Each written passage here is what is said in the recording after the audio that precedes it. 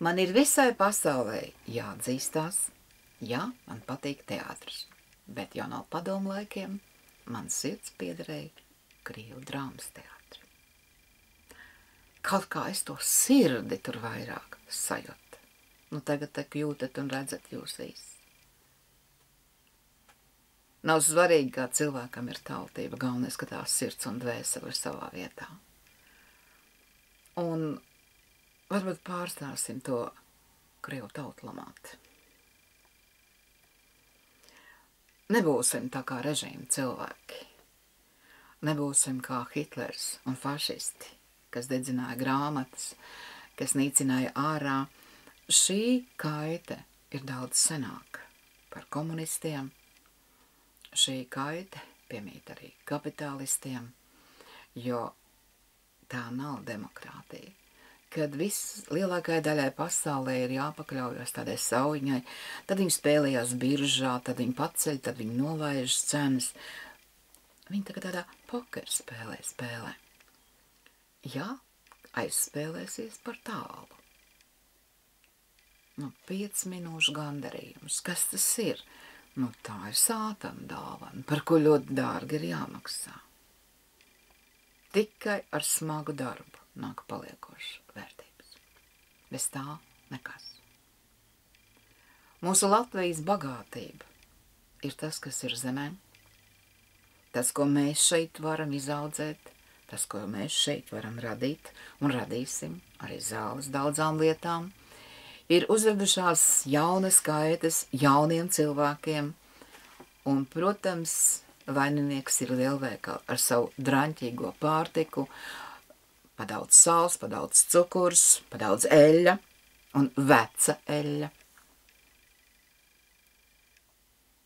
Un tas, ka cilvēks neskatās, ko viņš ēd, tas, ka cilvēkam vairs prieka nav, jo prieks, lai būtu prieks, nevajag naudu. Ēšanas paradumu.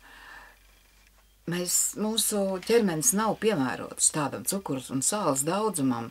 Ģenētiski mēs tam neesam iekodēti. Neviens uz šīs pasaules.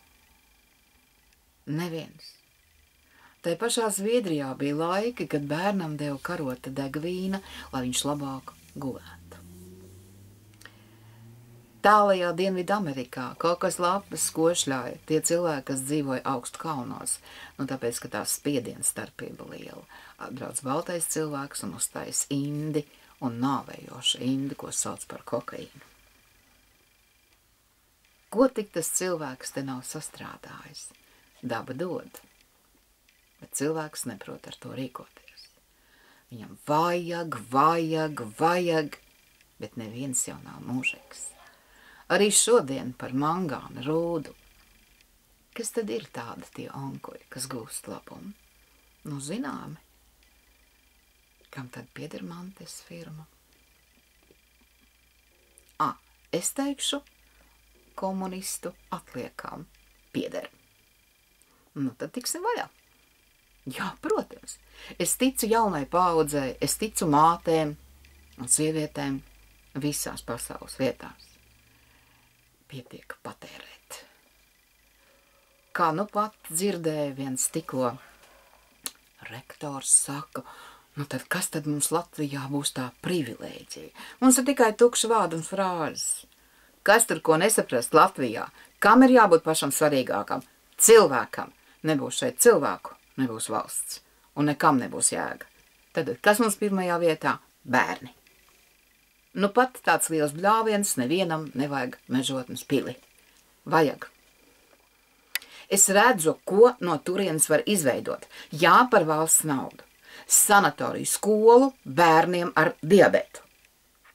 Jo tur mati ceļas stāvs gaisā, cik maz to izskaidro vecākiem un vecvecākiem arī, protams. Un cik tas ir nopietni, un ka tā var pagarināt dzīvi, labu dzīvi. Nevis tikai eksistēt. Mums vajag, lai kā bija padomu laika, bija šīs skolas sanatorijas, jo bija arī slimi bērni. Ar plaušu kaitējumu, astmātiķi. Viņi nevar iet parastām skolām. Jo Nav noslēpums, ka mums ļoti bieži tos bērnus audzina tikai sievietes. Un vienai ļoti grūti maizi nopelnīt un bērnus izskolot. Un šī sistēma ir tāda bez mācību grāmatām. Nu, skatieties tur, skola LV, tai telefonā. Nu, tad ātri vien mēs būsim pusakli. Arī bērni, ja tas tā turpināsies. Tie mazie burtiņi, tā muļķīgā gaisma. Un bojāt redz, arvien vairāk bērni ir ar brillēm. Ne, ir vajadzīgas grāmatas, un tas sanāks lētāk. Un ja nu vienā jaukā dienā vairs nav elektrība, un arī tas internets aizrijās, un viņš laik pa laikam aizrijās, un ko nu? Šausmas.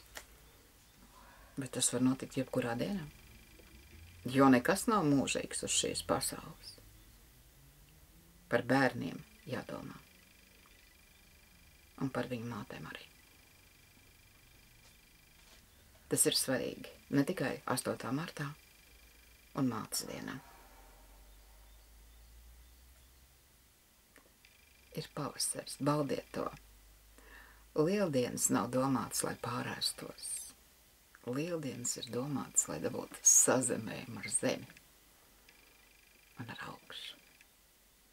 Elpojam dziļi un kustinam plecus un dejojam.